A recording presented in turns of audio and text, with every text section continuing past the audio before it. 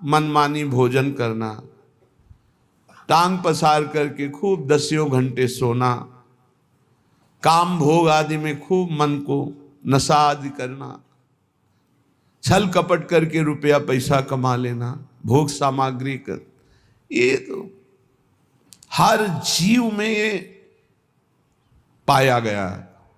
सब में मैथुन पाया गया, सब में आहार प्रियता पाई गई, सब में नींद प्रियता पाई गई, सबको अपना परिवार प्रिय लगता है, अपना बच्चा, अपना शरीर संबंधी। मानव देह की खास बात क्या है? भाग्यवान किसे कहते हैं? भगवत ऋषि जी कह रहे, निद्रा मैथुन भखन भय सहज सबहि सुधि होई, अनुभव भगवत भजन को भाग्यवान लहि कोई। कोई बिरला भाग्यवान ऐसा होता है जो मैथुन धर्म से, निद्रा से, आहार से, भय से, इनसे अपनी आसक्ति को हटाकर प्रभु के नाम जप में लगाता है। क्या वो भोजन नहीं पाता? पाता है, पर वो आसक्त होकर नहीं, भगवत प्रसाद पाता है। क्या वो सोता नहीं? वो तमोगुण में नहीं सोता, भगवत चिंतन करते हुए सोता है, तो उसका सोना हुआ भी भजन माना जाता है। क्या वो संतान उत्पत्ति नहीं करता? करता है, भगवान की आज्ञा पालन करने के लिए, ना कि बेविचार के लिए। बड़ा उत्तम देह प्राप्त हुआ है, ये पशुता में नष्ट करने के लिए नहीं है। बड़े भाग्यवान हैं जिनको अध्यात्म सुनने को मिला, और वो अध्यात्म के श्रवण बल से असत वासनाओं का, गंदी आदतों का त्याग करके भगवान के भजन की तरफ, सतमार्ग की तरफ चले। भाग्यवान लही कोई होई जो भगवत अंगी, भगवत विमुख न लहे भेषधारी भवभंगी। कोई बिरला भाग्यवान भगवान के भजन में लगता है। पर ध्यान रखना, ये शब्द याद रखना, भगवत मार्ग में जो ही चलोगे तो दो प्रकार से भारी बाधा आ जाएगी। या तो इतनी अनुकूलता आ जाएगी कि आप फंस जाओ और भजन छोड़ दो, और या इतनी प्रतिकूलता आ जाएगी कि भयभीत होकर छोड़ दो। माया ये दो पासे फेंकती है। तो बोले भाग्यवान लही कोई होई जो भगवत अंगी। भगवत अंगी कौन है? भगवत प्रेमी महात्मा। भाग्यवान वो जो किसी महात्मा के अनुशासन में अपने जीवन को चलाने लगे। फिर नहीं, ना तो प्रतिकूलता गिरा सकती, ना अनुकूलता। जहां प्रतिकूलता आई तहां उत्साहवर्धन, और जहां अनुकूलता आई तो धर्म के द्वारा उस अनुकूलता को बांटना। ये संतों के अनुशासन में होता है।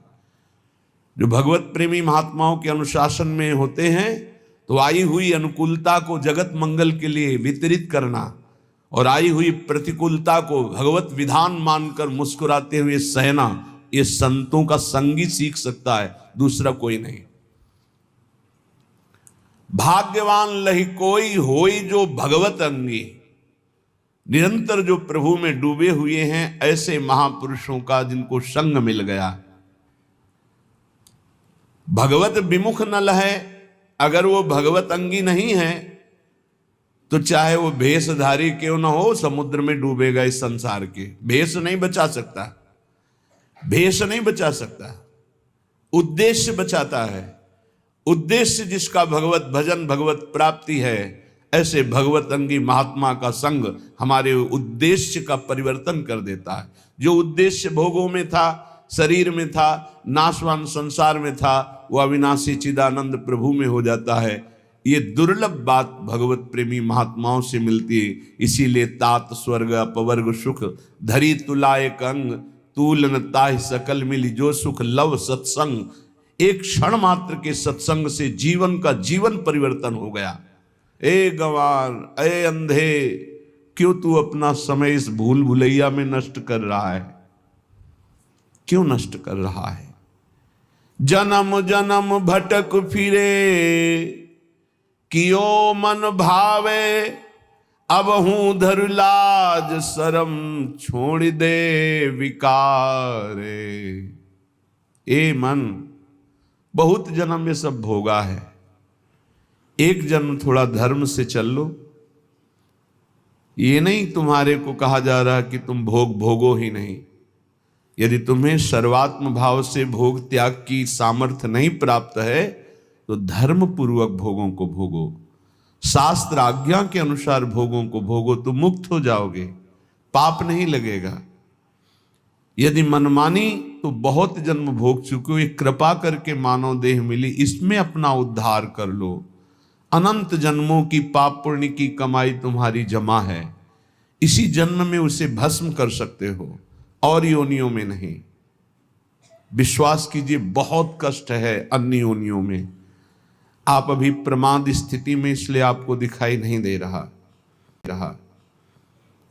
भगवान ने बहुत करुणा करके संस्कृति मांझ बरियाई के पायो मानुष देह वृथा कत डारत। संस्कृति के चक्र को, 84 लाख की योनियों के चक्र को रोककर मुझे निकाला और मानव दे दे। अब मानव देह में तो अपना कल्याण कर ले, फिर भी मैं भूल भुलैया में फंस गया, भोगों में फंस गया। अब तो छोड़ो। ये जो तुम सुख समझ रहे हो, भगवत ऋषिक जी महाराज अपनी वाणी जी में कह रहे हैं कि निद्रा, मैथुन, भखन, भय सहज सबहि शुद्धि होई। अनुभव भगवत भजन को भाग्यवान लहे कोई। यहां ज्यादा दिन नहीं रुकना। भगवान ने भी अवतार लिया तो यहां शरीर का अंतर ध्यान लीला करनी पड़ी। तो तुम्हारा शरीर कैसे, तुम्हारा तो विनाशी है, वो तो संपूर्ण विनाशी स्वरूप से प्रकट हुए। सच्चिदानंद रूपाय विश्वोत्पत्त्यादि हेतवे तापत्रय विनाशाय श्री कृष्णाय वयम नुमः। जब उनको अपने दिव्य स्वरूप का अंतर ध्यान लीला करनी पड़ी तो तुम्हारा तो पार्थिव स्वरूप है, मिटिया मेट तो होगा ही, आज नहीं तो कल। तो तैयारी कर लो। कल एक भगत जी कह रहे थे, डिप्रेशन में पहुंच गया हूं। क्यों भाई पहुंच गए? समस्याएं इतनी संसार की हो, जब मरने की बात आती तो जी घबरा रहा है, वृद्धावस्था की तरफ शरीर जा रहा है, कहां जाना है कोई ठिकाना नहीं। एक जीव घबरा रहा है कि सब हमारा छूट जाएगा, जो जो हमने किया हमका। यही अध्यात्म औषधि देता है कि मरने से सब जग डरा मेरो मन आनंद। अब अपने को यह है क्या, कहां जाना है, पता है कहां जाना है, क्या होगा ये भी पता है क्या होगा। अपने को क्या डर है, क्योंकि अपना पास बन चुका है, अपना पता है हमको अमुक जगह जाना है, पता है हमारा पहले से वहां बुक हो चुका है सब। अब क्या परेशानी। मरने का मतलब है पुराने कपड़े को छोड़ करके दिव्य वस्त्र प्राप्त करके और बहुत बड़े घराने में प्रवेश करना, बहुत बड़ी जगह। तो खुशी होती है।